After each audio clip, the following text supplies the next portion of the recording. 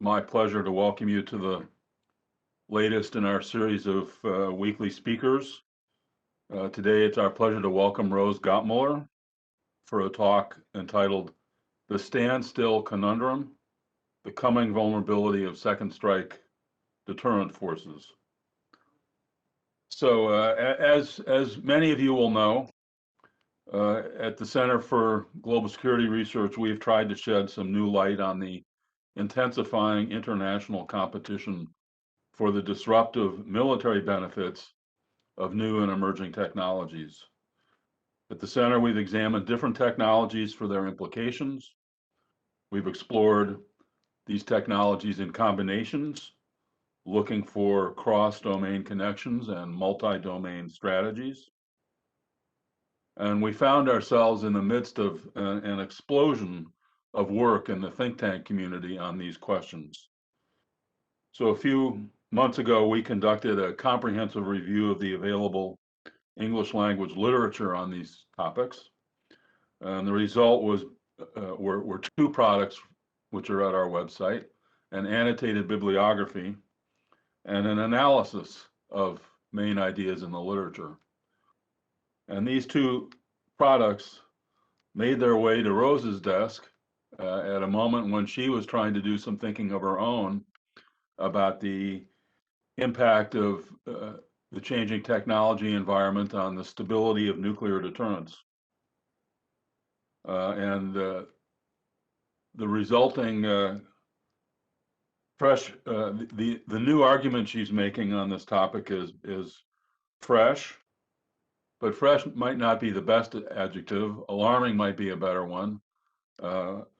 Important and profound are other fitting descriptions. Rose has stepped back from the piecemeal discussion of individual technologies and Department of Defense strategies to try and make sense of the bigger implications of this emerging technology competition. And I'll leave it to Rose to say more. For those of you who don't know Rose, the few of you that might be, let me give you a brief summary of her background. She began her think tank career with the Council on Foreign Relations, with a stint at the RAND Corporation, and with 3 years as Deputy Director of the International Institute for Strategic Studies in London. From IISS, she went to the National Security Council staff in 1993, where she served as Director for Russia, Ukraine, and Eurasian Affairs. And this was, of course, at a time where the principal theme for US policy was to secure the denuclearization of the former Soviet republics. From there, she went to what was not yet called the National Nuclear Security Administration, was still the Department of Energy, where she began as director of the Office of Nonproliferation and National Security, then moved on and up to become Assistant Secretary and then Deputy Undersecretary for Defense Nuclear Nonproliferation. She then joined the Carnegie Endowment for International Peace as Senior Associate in the Russia and Eurasia program, and her tenure there was culminated in her service as director of Carnegie's Center in Moscow at a moment of important change in the US-Russian relationship. In 2009, she joined the Obama administration as Assistant Secretary of State for Arms Control, Verification, and Compliance. She also served as Chief Negotiator of the New START Treaty, and she concluded her service to the Obama administration as Undersecretary of State for Arms Control and International Security. In 2016, Rose became Deputy Secretary General of NATO and was the first woman to serve at that level in NATO. And in 2019, she retired to the Bay Area. She currently has 4 roles.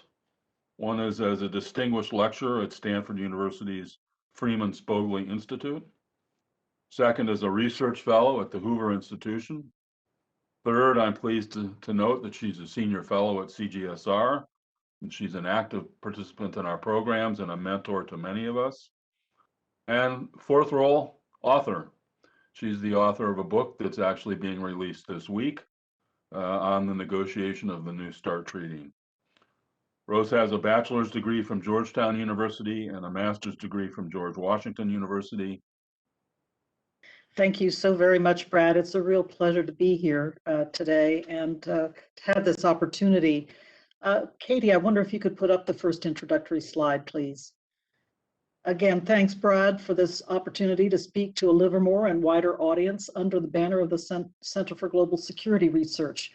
I frankly was hoping when I came to the Bay Area in January of 2020 that we'd have many more opportunities to interact in person, both with you and your scholars and your very good young researchers. But I'm hoping 2021 will bring more opportunities of that kind. Anyway, we are in this virtual world, and I thank you so much for this opportunity to speak today. Thank you too to Katie Thomas for all her help in making the arrangements. Katie, if you could take off the introductory slide now, I'd appreciate it. So let me begin with what I call the long quest. Long ago, when I was a senior at Upper Arlington High School in Columbus, Ohio, I was studying Russian. I had learned enough that I could read the Cyrillic alphabet easily, even if I did not have a large vocabulary or a deep understanding of the language. Battelle Memorial Institute, my hometown think tank, was embarking on the first of its kind for the US Air Force, a project to use large mainframe computers to try to do a comprehensive survey of Soviet military technical literature. The goal was to try to get early warning of what the Soviets were up to in the technology realm. In other words, to get early warning of where the next threat to US national security would come from. My job was to carefully transliterate the titles and authors of articles from Soviet military technical journals into English letters and inscribe them onto forms so that they could be entered on punch cards. Remember punch cards? Some of you may. Other staff would do the punching, not I. As a high school senior, I was thrilled to be included in such an innovative project. Thrilled about everything. One day, my boss, a kind man, asked me if I'd like to see the mainframe computers. And of course, I was thrilled at that idea. So we both suited up in white coats, hats, and booties and went to view the monsters in their clean room. It was a solemn occasion for me. My boss, to his credit, was not only kind, but far-sighted. He told me, within a decade or so, all the power that you see in these machines will be in a small computer on your desk. I didn't believe him at that moment in 1971, but come to think of it, it was about 1981 when the first desktop computer landed on my desk at the RAND Corporation. The point of this story is that one of the topics that both the US Air Force and the Navy wanted us to be on the lookout for was Soviet wave research. They were asking, would the Soviets find out a way to make the ocean waves more comprehensible, so that they could read patterns of disturbance, such as the passage of submerged submarines? Already, the Pentagon was worried that the concealment so important to US strategic strike submarines, the so-called boomers or SSBNs, would be endangered by a newfound Soviet ability to read the ocean. Fast forward to 1978, and I was contemplating my first job in government, an offer from the Library of Congress to come on board, yes, to review Soviet military technical journals. The issue that their military and intelligence bosses were most concerned about? Once again, Soviet wave research. Was the Soviet military getting close to the point of deciphering the oceans and undoing the concealment of US strategic strike submarines? So, with that introduction, I'd like to talk a bit about the theory behind it all. This issue has clearly been long-standing. If successful, the Soviets could have, in theory, been able to target US submarines that are at the heart of the US second strike retaliatory capability. The theory goes as follows. The US, and at that time the USSR, now Russia, maintained ground-launched intercontinental ballistic missiles on high alert in a more or less equivalent way. These are our first strike deterrent forces. Each side knows that the other does not have the capability to get away with a disarming first strike, because we maintain these missiles on such high alert that if one side should launch, the other side would launch too before nuclear missiles arrived and began to detonate on its territory. They would launch on warning. Both sides know it, and thus remain deterred from trying to launch a first strike. Second strike retaliatory forces are a kind of insurance policy. The submarines that are concealed in the deep ocean would be available to retaliate no matter what happened. Even if the Russians somehow brought off a first strike on the United States, They know that they would face a devastating retaliatory nuclear blow. Again, at least that's the theory. The bombers offer an additional retaliatory capability, but have the advantage of also being available for other missions, such as strategic signaling during crises, because they are recallable. Once launched, they can be recalled to base, but missiles cannot. The Russians and the Chinese have also paid attention to second strike retaliatory capability, partially by building submarines, but mostly by building mobile missiles that are difficult to target because they keep moving and because they deploy in areas such as the heavy forested taiga of Russia, where they can hide. Both these countries are land powers and have invested less in naval traditions than the United States. Their continued emphasis on ground-based systems for second strike is natural. They look for concealment above ground, not below the ocean surface. It has to be said that there are certain advantages to their approach. Communications with submerged submarines have always been difficult, and communications for something so important as nuclear launch orders are many times more so. Nevertheless, the United States has worked hard to overcome these difficulties. The Russians and the Chinese can take advantage of the greater simplicity of communications with above-ground nuclear units, despite the need to maintain operational security at a high level. All of this, of course, is a vast simplification. US submarine-based missiles are highly accurate and could, in theory, be part of a first strike targeting package. Likewise, for the Russian mobile ICBM force, they are highly accurate and could participate in a first strike. But no matter what, their concealment means that some portion of them, both US submarine-based missiles and Russian ground-based missiles, would be reserved for assured retaliation, a second strike. The ability to successfully retaliate, even after a devastating first nuclear strike, has long been seen as that vital insurance policy and a cornerstone of strategic stability. Each side suspects the other of being on a long quest to undo the second strike retaliatory capability of the other side. It would be one way to gain a decisive strategic advantage. China is behind the United States and Russia in this regard, with strategic nuclear forces a fraction of the size of either the US or Russian forces. The Chinese have long insisted that they do not need to build up first strike forces at all, but will depend on second strike retaliation to keep their adversaries deterred. In latter years, however, they have begun to build strategic missile submarines of their own, as well as highly accurate intercontinental ballistic missiles, some of them mobile, some of them not. This diversification of the Chinese nuclear arsenal has led many experts to wonder if they are thinking about trying to build up to the levels of the United States and Russia to sprint to parity in order to deploy a first strike deterrent force, particularly against Washington. Two more states are official nuclear weapon states under the Non-Proliferation Treaty, and they are the United Kingdom and France. Both of these countries decided long ago to maintain their relatively small strategic nuclear forces at sea on ballistic missile submarines. They too are focused on second strike retaliatory capability. If Russia were ever to attack them, they say that they would launch in retaliation to destroy Moscow. I will speak mostly today about the US, Russia, and China, but it bears remembering that the UK and France are also concerned about sustaining a secure second strike deterrent. Now, let me turn next to the advent of emerging and disruptive technologies. They are exciting, but they also have everyone tied in knots, and Brad indicated a bit of that in his opening remarks. They include developments in autonomous systems fueled by artificial intelligence and machine learning, developments in cyberspace fueled by the revolution in information technology, developments in remote sensing fueled by ubiquity, more sensors on more platforms, networked together to produce intelligible results.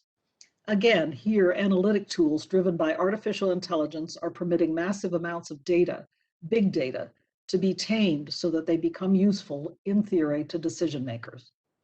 Finally, quantum developments have gripped the collective imagination of the scientific and technological community. Will quantum computing succeed in making the calculations of today's supercomputers look quaint and slow? Will they undo every attempt at encryption? What applications will be possible? When will quantum computing arrive, become available? Will states be driving that train, or will private entities dominate developments? Will parts of the quantum toolbox be coming sooner rather than later? Quantum sensing, for example, will it be available in the next 2 decades? What will it mean for concealing important assets that states wish to keep secret? Many questions are swirling around these emerging and disruptive technologies, and they tend to have people worried. They worry the general public because they seem so whiz-bang and yet unpredictable. They worry scientists because no scientist wants to be left behind. No one wants to see the leading edge of science and technology move to other states, other scientific establishments. They worry governments because governments are concerned about falling behind their peers and being confronted with unpredictable military threats. It is the unpredictable military threats that seem best to capture the popular worry, scientific concern, and government anxiety. After all, every government has the responsibility of ensuring for the national defense of its territory and citizens. So naturally, the unpredictable threats just over the horizon grip the collective imagination. Black swans, people love to call them. A lot of attention is being spent on trying to decipher just what these over-the-horizon threats may be. To their credit, some organizations and individuals are also trying to think positive about emerging and disruptive technologies. The NATO alliance, my recent home, has long taken the official position that EDTs represent both challenges and opportunities, and NATO must look at both sides of the ledger. Jessica Cox and Heather Williams, in their recent article in the Washington Quarterly, argue against a defeatist view that artificial intelligence has only a destabilizing influence. AI technology, they stress, will inevitably be used in different sectors of society, including in the military sphere. Therefore, they say, let us make the best of it, for example, to improve early warning and decision-making tools and reduce bias in military planning and wargaming. I think that it's important to stress these points. The deployment of these new technologies is inevitable and is already proceeding apace. There are positive aspects to each of the technologies that we need to balance with their downsides. The use of AI and facial recognition is an example. It is already being used for contact tracing in the Republic of Korea to help keep COVID-19 outbreaks under control. At the same time, the Chinese are using it in Hong Kong as well as in Uyghur territories to stifle dissent. How are we going to balance the good with the bad? We need to pay attention, as Cox and Williams emphasize in their article, to getting the best out of the technology while mitigating the downside risks. For the most part, however, I have to say that my literature review highlighted that we are living in an age of anxiety with regard to emerging and disruptive technologies. If you'd like to understand this point quickly, I am going to turn to the report that Brad Roberts and his team did at Livermore, published in February, and excellent literature review. Katie, if you would put slide 2 up. Although it did not capture every excellent article that has been published in the English language on this topic, the literature review did a good job of capturing a representative sample. As Brad is quick to admit, he and his team have not yet taken on the job of tackling the Russian and Chinese literature that is available. I have urged them to do so and hope that we will see results soon. Katie, if you could take the slide down, I'd appreciate it. What the Livermore review does show is that experts across the political spectrum do not yet know what to make of emerging and disruptive technologies in peacetime, crisis, and war. Will such technologies underpin more risk-taking or less? Will they help decision makers with more precise and well-analyzed information? Or by contrast, will they drown them in information overload? Will autonomous systems threaten the role of humans in managing and steering conflict? Worst of all, will these technologies somehow make nuclear use more possible, inspiring human decision makers to take more risks with nuclear weapons than they might otherwise have been willing to take? In other words, will they spur more rapid escalation on the nuclear front, or will they put a brake on it? Experts are coming out all over the spectrum on these questions. I'm not going to bore you with too many examples from the Livermore review, although it is gripping reading, so I highly recommend it. But I hope you'll focus on just 2. And Katie, if you would put up slide 3, I'd appreciate it. On this slide, you get 2 examples, great examples of what I'm talking about throughout the report. First, as far as the impact of these technologies on warfare is concerned, They both increase the perceived value of preemption for some experts and reduce confidence in the success of preemption for other experts.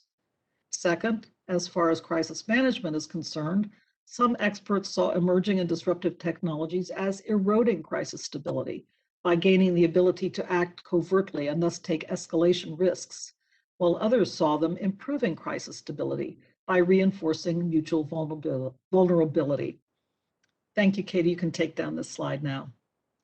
Believe me, I am faulting no one in these disparate assessments. In some cases, it is simply too early to understand what the full effect of the technologies will be. In others, we are already seeing steady application of the technologies, for example, in the information warfare tools that Russia is using against the NATO allies. However, we are still working to understand their full implications, and these misinformation tools are changing and improving all the time, fueled by developments in search engine algorithms. Is this what I mean when I talk about the standstill conundrum, that we will be so flummoxed by these emerging and disruptive technologies that we will not be able to move, and that our rivals might find themselves in a similar situation? The answer is a resounding no. As with all new technologies in warfare, starting with the prehistoric move from rocks to slings, mankind will not allow the first mover to keep his advantage.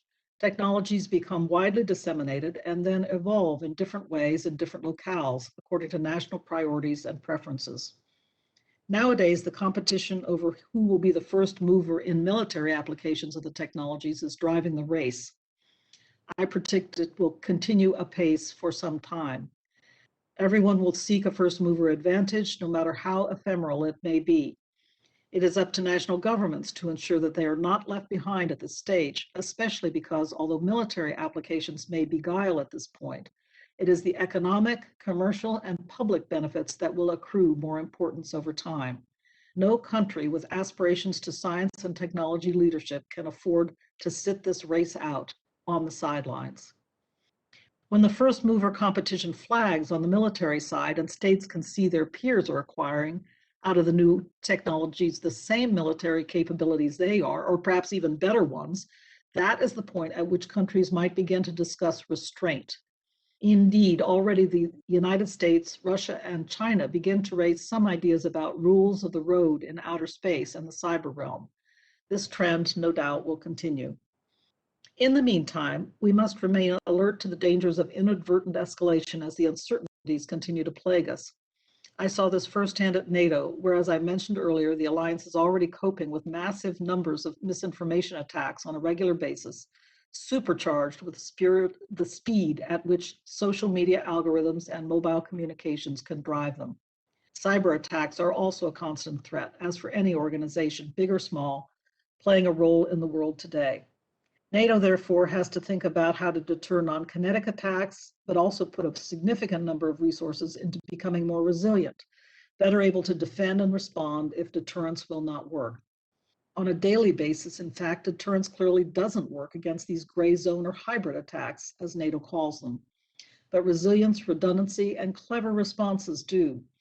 The attacker must never think that he has full impunity, so making sure he knows NATO understands what he's up to and is responding is important. Rebecca Haarsma wrote a seminal piece that captures the current environment in her Wormhole Escalation in the Nuclear Age, published in summer 2020. She underscores that the old escalation ladder, moving in a linear way from low-level crisis to full-blown nuclear conflict, no longer applies. Instead, gray zone attacks and the erosion of fire breaks between conventional and nuclear systems means that local flashpoints could move quickly to nuclear escalation. In general, Haarsma is concerned that the emerging and disruptive technologies will lower the nuclear threshold. I think her arguments bear close attention as we grapple with the technology's significance. We must definitely keep such dangers in mind. But we should also remember that so far, no one can grasp just how destabilizing the technologies will be, or quite the opposite, if they will come to contribute to a new stability. Perhaps it will be some new sort of stability we've never confronted before, but stability it will be. So let me now turn to the standstill conundrum. So many of these technologies are maturing at different rates, which adds to the confusion about what kind of impact they will have. If quantum computing won't be delivering applications for many years into the future, I realize that too is under debate. But how is it possible to decide now if it will help or hurt the stability balance among nations? AI applications are certainly developing, and they will continue to do so at a rapid pace for years to come. Again, their precise influence on strategic stability and mutual predictability is hard to determine for any fixed point in the future. In essence, the implications of some emerging and disruptive technologies are simply unknowable at this moment. What we can watch out for are emerging and disruptive technologies that are beginning to have a decisive effect on the military capabilities that we have and hold today.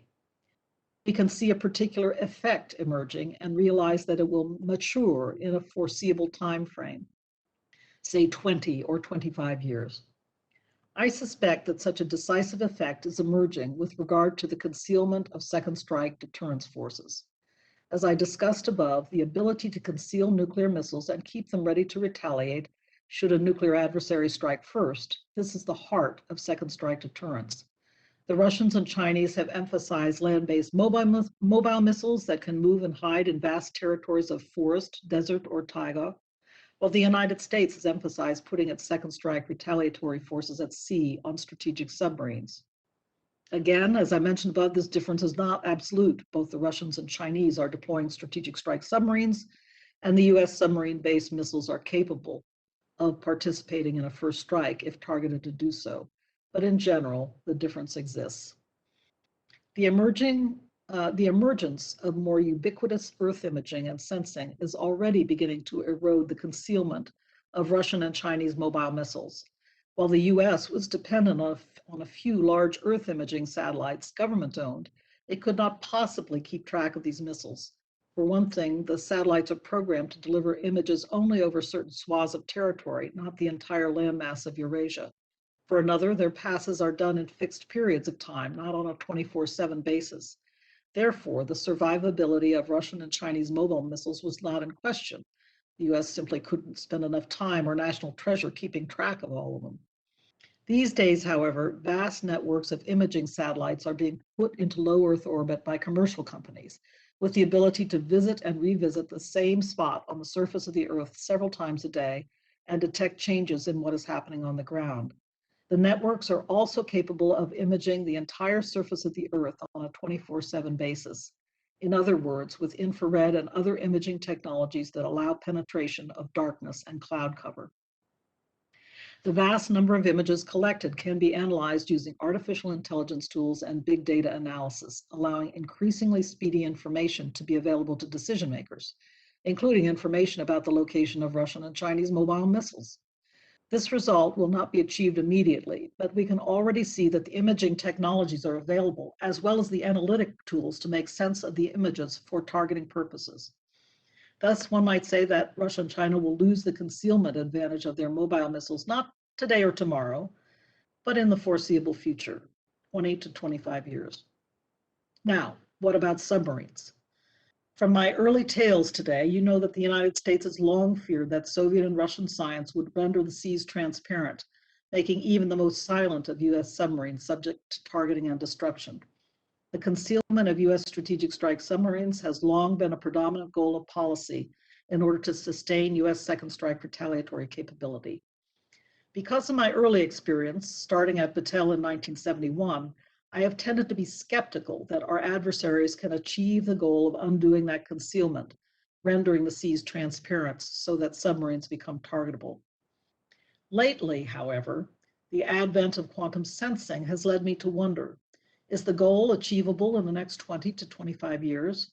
Quantum sensing already seems on the cusp of moving from the laboratory to the field, as it is used to improve the sensitivity of existing sensors and enable new sensor types.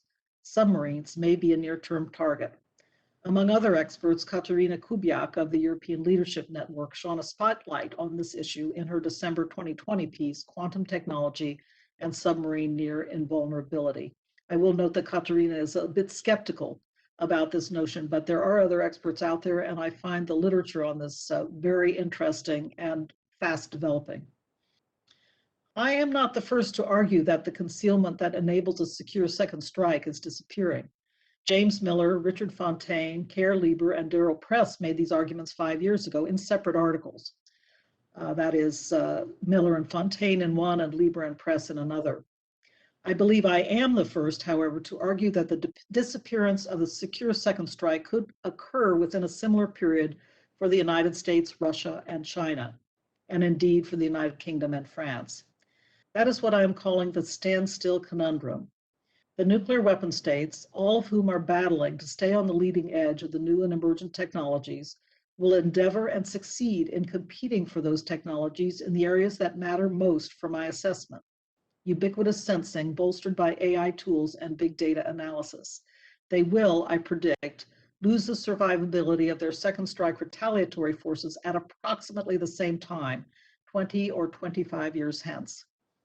What will this mean for stability? How will the nuclear weapon states try to respond? If all states are equally vulnerable, which speaks to the necessity of staying in the technological race and not letting any other pull ahead, then one might argue that the mutual vulnerability can be stabilizing. Some may try to build and deploy more weapons, but what for? They would immediately be vulnerable to targeting. I would argue that the standstill conundrum means that we would have reached the point where further expansion of nuclear forces would be fruitless, where each additional nuclear missile deployed would immediately be vulnerable. I'm not presuming that nuclear weapons would go away anytime soon, but countries might just decide that they are not worth investing in further, especially at a time when the new technological developments are rendering warfare much more unpredictable and forcing countries to be more flexible, resilient, and clever about their weapons of war. Nuclear deterrence, in other words, would be too brittle, too inflexible for the new environment. It would offer no advantage. As always, however, as long as nuclear weapons exist, they must remain safe, secure, and effective, even if they are all equally vulnerable to targeting. We need to ensure that they are well maintained and ready for launch if the terrible day ever arrives when they would be called on to do so. We have some time to consider this conundrum and what we might do about it. I am sure that some countries will want to think long and hard about whether they want to continue to pursue concealment, no matter how expensive or difficult it might be. Some may think they want to build up, even to bolster a high readiness first strike force. It's hard to see the value of that investment, but the temptation may be there. Some might opt for speed or unique capability to penetrate defenses. Indeed, the Russians have already deployed 2 nuclear-propelled systems, the Status 6 nuclear torpedo and the Buryavestnik nuclear cruise missile. However, as fast as they may be, they still take time to travel to target. They and their launch platforms would presumably be subject to detection if the seas are rendered transparent. In this way, they would be no better than the vulnerable mobile ICBMs, which, if launched, would arrive at their targets actually more quickly than the Buryavestnik or the Status 6. More troubling might be the effect on proliferation. Would a standstill of the world's largest nuclear forces tempt others to acquire nuclear weapons for smaller scale uses, what we call limited nuclear threats, or, if in the hands of non-state actors, nuclear terrorism? These risks would call for the requirement to redouble efforts to stop nuclear proliferation in every form. We might also think about stopping leakage out of the large established arsenals, the kinds of security efforts, this time pursued mutually, that we worked on with the Russians after the breakup of the Soviet arsenal to control the threat of loose nukes. Finally, what about nuclear arms control? What does this potential future mean for nuclear arms control today? At the moment, I would say nothing. President Biden and President Putin are discussing meeting in June to begin a process to pursue a new treaty to follow on the New START treaty and consider other topics of strategic stability. This is welcome news, along with the 5-year extension of New START that will give the 2 countries ample time to negotiate a successor treaty. It will also give them time to consider what else they need to do to ensure that the strategic stability is sustained as the United States proceeds over the next decade with modernization of its nuclear arsenal, and the Russian Federation continues to develop some exotic new types of weapons. I should say new kinds of weapons. We need to keep an eye on these developments and do what we can to steer and control them. So far as our nuclear agenda is concerned, our nuclear arms control agenda is concerned at the current stage, I would say steady as she goes. My purpose today is to ask us all to think about 25 years hence, when emerging and disruptive technologies, especially in the sensing arena, may begin to challenge what we have considered for the past 7 decades a stable nuclear force structure. In particular, the impact on our second strike retaliatory capability might be considerable.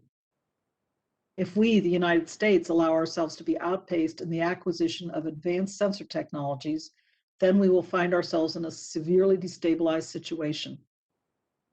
If we keep pace in the race to acquire such technologies, by contrast, it is possible that all 5 nuclear weapon states will arrive at a standstill moment when no country has a secure second strike capability. What would we do with that conundrum? What we do with that conundrum will make for some interesting work among our nations.